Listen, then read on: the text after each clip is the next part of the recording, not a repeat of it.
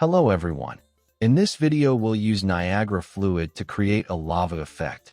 Just like we see in the level, lava grows on a character or a static mesh, flows down to the ground, and gets blocked when it hits objects that should block it. That looks pretty good, and we can achieve it by adjusting just a few parameters inside the fluid template. So let's get started.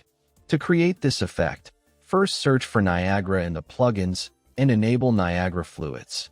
Once enabled, we select New System from a template or behavior example, and there are many fluid templates here. We'll pick one of them. Here, just choose any grid 3D gas simple particle source. After creating it, open it up. What we see is a particle fluid simulation that looks like fire. To turn it into lava flowing down a mesh, we need to modify the particle source emitter. Change the simulation from spawning at a sphere location to spawning on a mesh. Let's search for skeletal mesh location in particle update, then select a skeletal mesh. Choose the mesh we need.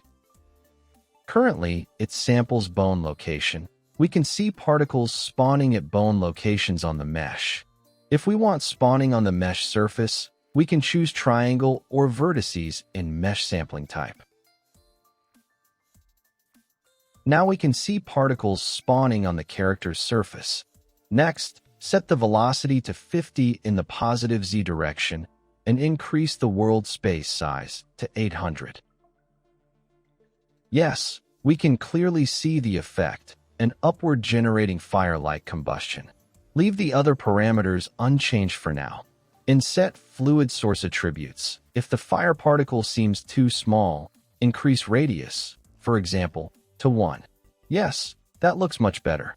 We can lower the resolution. We don't need it too high.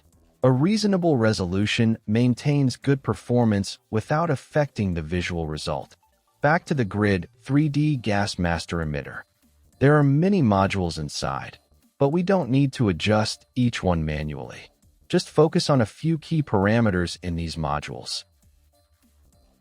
First, modify parameters in the source module. Set density scale to 50, temperature scale to 25. They control the temperature change and density change of the simulated fluid.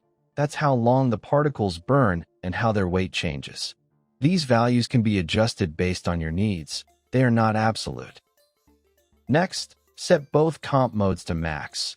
We don't want the simulation delta time to be automatically incorporated into the value. Set velocity scale change a bit lower, to 2, and velocity radius scale to 1. This gives the basic shape of lava. It's currently rising upward. We'll adjust its direction with parameters later. In the force module, set vorticity to 5, vorticity velocity fall off to 1, and leave the rest unchanged. In the collision module, add an actor tag. Only meshes with this tag will affect the Niagara fluid collision. Name the tag 1. Now the render module. We can adjust the density range appropriately. Set it to 0.3 to 1. This makes the particles brighter. Switch render temperature mapping to use a curve instead of blackbody. At the end of the curve, set the temperature to a pinkish color.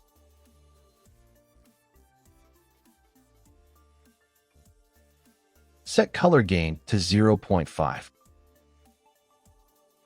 Finally, go back to the simulation module. These values control the fluid's dissipation rate and temperature change rate. That's mean how quickly the fluid disappears and how quickly the color turns black. Make some changes. Set density buoyancy to 0.5. Higher values have a greater effect on velocity. For density, assuming the data has weight, the buoyancy direction points downward. This makes the fluid flow down. Set dispersion rate to 0.1. Increase the following dissipation rates and subtraction amounts to 1. And set attribute resolution multiplier to 2. Now we should have a good result. Check it in the level.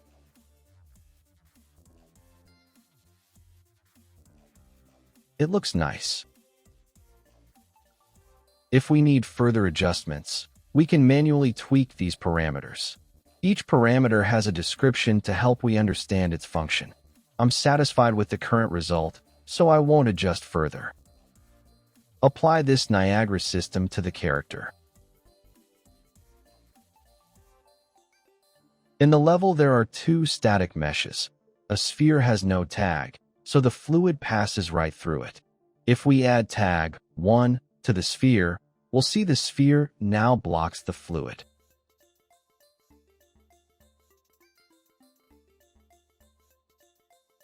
The cone already has tag 1, so it blocks from the start.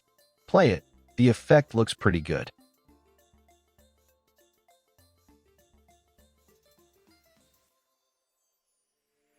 If we don't want the fluid to spawn continuously, go to the source emitter and set loop duration mode to fixed, then set the desired spawn time, for example, 5 seconds.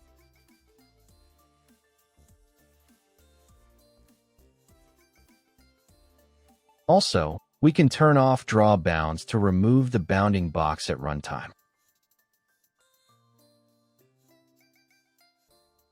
Okay, that's the lava effect made with Niagara fluid. Although there are many parameters, they all have detailed descriptions and mainly control the fluid's velocity direction, density changes, color changes. In other words, these parameters behave similarly to particle lifetime, scale color, and velocity. As long as we choose appropriate values, we can generate a variety of effects. Feel free to experiment with these numbers to find the right values and create rich, diverse results. That's all for this video. I hope you enjoyed it. Bye.